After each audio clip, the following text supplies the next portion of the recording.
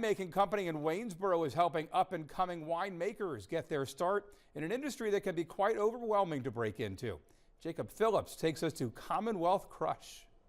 There are so many individuals waiting in the wings or small brands ready to grow even further that Virginia can take that next step from being a relatively small player into a much larger recognized force on the national wine scene. Pat Egan is a UVA Darden alum and co-founder of Commonwealth Crush in Waynesboro. The reason why we exist is the identification that this industry is, if nothing else, it's expensive, it's difficult, you're always in partnership with Mother Nature, so it's unexpected, you can't control everything.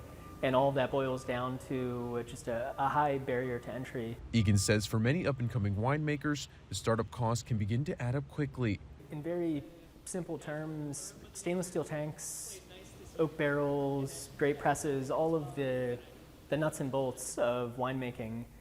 On a commercial scale, it's all extremely expensive. Egan and his team have taken in more than 250 tons of fruit, working with 20 different local winemakers. Tim Jordan co-founded Commonwealth Crush with Egan. We actually just finished our growing season, finished harvest. We've pulled in our last fresh fruit, and now we're going into the final sort of processes of winemaking. Egan says Virginia is a relatively small player when it comes to the winemaking industry.